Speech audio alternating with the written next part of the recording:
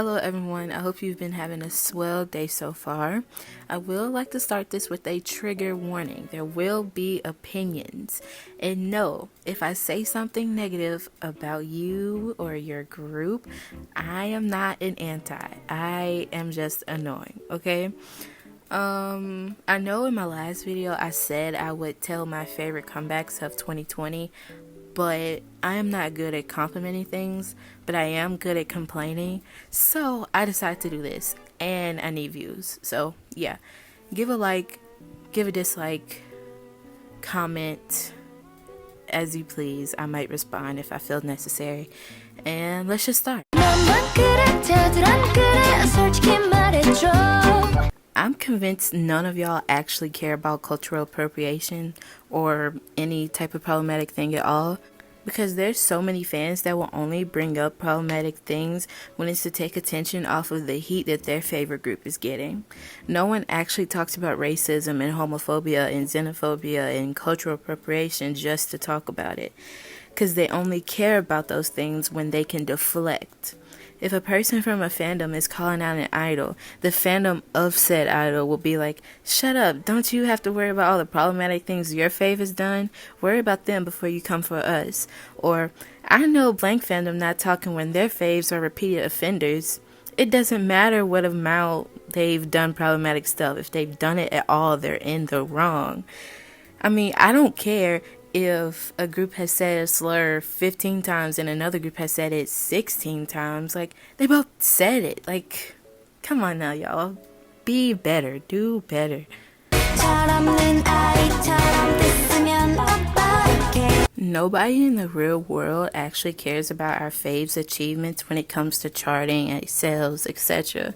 Like, nobody gives a F. We're just kind of obsessed fans, and those things justify our obsessions in our heads. Charting and sales and stuff, it fuels fandom's ego and it fuels fan wars and stuff. That type of thing works online, but in real life, if you're a Revelove and you meet once and y'all start talking about stuff like that, you look stupid. Or if you trying to introduce a new person to K-pop and you bombard them with all these achievements and sales, that's weird. If you are an army and you meet an in-citizen and you're just like, BTS has done this, no, blah, blah, blah, you kind of just look crazy, right? So, yeah. These things are very, how do I call it, artificial. And I mean, they're not our achievements. They're our faves' achievements.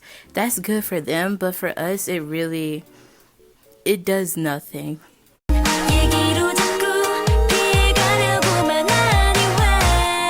Am I the only person who isn't affected when locals dance to K-pop? I understand that some of the same people that make fun of K-pop do K-pop trends, but it really doesn't bother me that much. And I'm mainly talking about the people that get annoyed when like really famous TikTokers, like the ones on screen, do K-pop dances.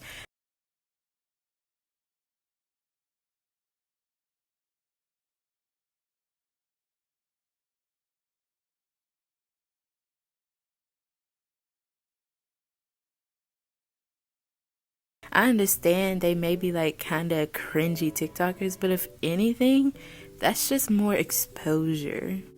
I think so many people just want to be unique, and when they see someone who is very popular do a K-pop dance, I guess they feel like they're losing their niche or something, like it's too popular, but I don't know. I could be wrong. And to talk about the Vivi trend, I don't really see this as a case of someone stealing credit for a dance, like the whole situation with Jalea Harmon, Charlie D'Amelio, and the Renegade dance.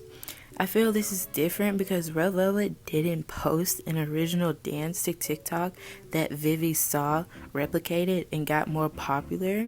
This is just an orbit that got a lucky viral video.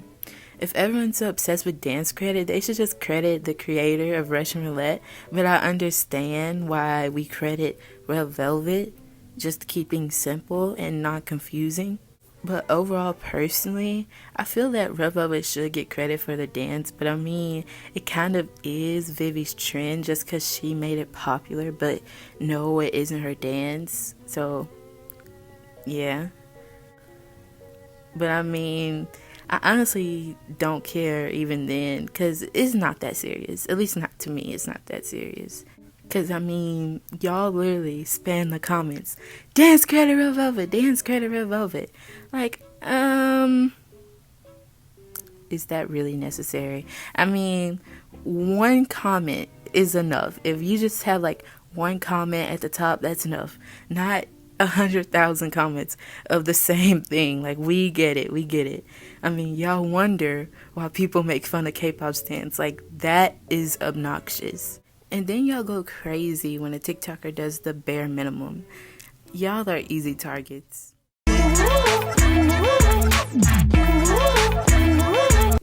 I would rather listen to a song with good production, vocals, and a catchy beat rather than boring songs with deep, meaningful lyrics. I know there are artists and songs that do both, but there are some meaningful songs that I don't care for because the song itself is bad. And there are songs that mean literally nothing, but I listen to every day because they have a nice beat. Vocals and beat, lyrics. I'm gonna need some of y'all to get a personality and stop relying on K-pop to make you different. I see a lot of people say, I used to get made fun of for liking K-pop, now it's a trend. Yeah, no shit, that's kinda how it works. Some things are cool, then they're lame. Some things are lame, then they're cool. The same thing happened with anime. K-pop is no longer a weird niche, and if anything, you'll get praised for liking it now. There's no cookie for people who stand K-pop before it was popular. Whenever comments say stuff like this, I just get secondhand embarrassment. I hate to break it to you, but K-pop is trendy now. I know y'all subconscious is afraid of being a part of a mainstream fandom, but get used to it. Trending an artist's name worldwide or sending a billboard to their company because of a lack of lines or screen time must be so humiliating for them. Because unless it's very serious, the only thing you're getting from that is the idol feeling embarrassed and uncomfortable at work because of their fans causing such an inconvenience to every department of the company. It's even worse if the idol felt that they sang their lines well, even if it wasn't that many. Now, instead of people acknowledging how great they did the lines that they did get, fans are putting emphasis on what they didn't get.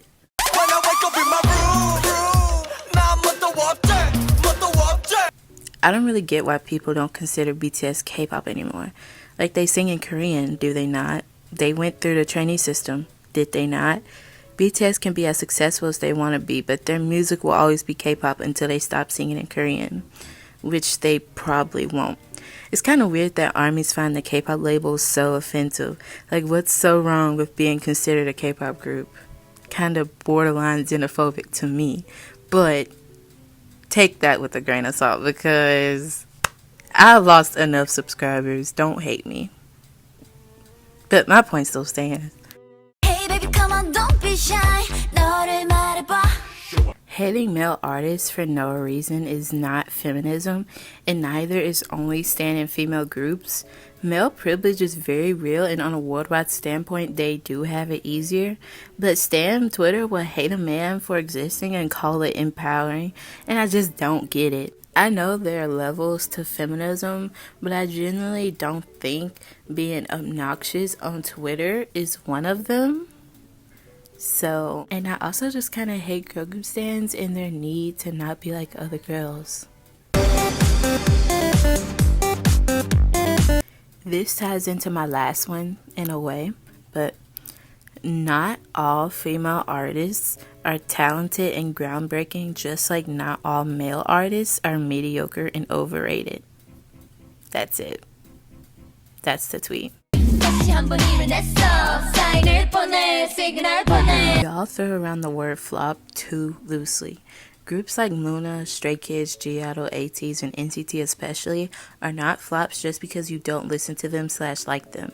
A flop group isn't determined by how you feel about their quality, but by their actual statistical performance. And all of the groups I mentioned are doing fine. Please stop basing the standard of success by the numbers of groups like BTS, Twice, and Blackpink, etc., because they are special cases.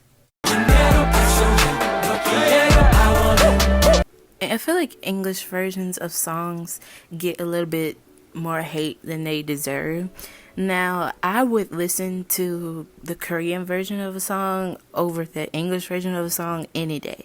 But English versions making no sense doesn't bother me, because just don't listen to it. Like, if an English version is bad, just don't listen to it, because they don't really work. What their purpose is for, I guess their purpose is to like get more Western fans or whatever. They really don't work. Everyone just flocks to the original Korean version anyway. So if English versions of songs want to be stupid, just let them be stupid. Like, come on now.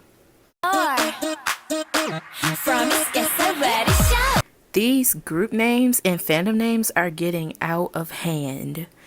Like, some of this stuff makes no sense, and some of it is just completely random, just a whole bunch of numbers and underscores and hashtags and blah blah blah blah blah. And if it's not because it's a lot of numbers and unique characters, it's because it just doesn't make sense at all. Like, what is a enhypen? Please tell me, what is an enhypen? And then, even then, I don't care if it has like some deep meaning. Enhypen is not a cute fandom name. I don't care.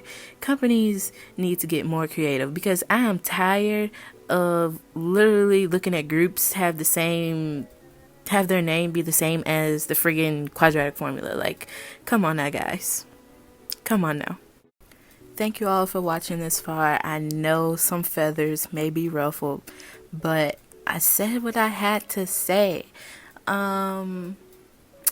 Dislike if you're mad, like if you're happy, do as you please, subscribe, I can use some, and go have a nice day or night.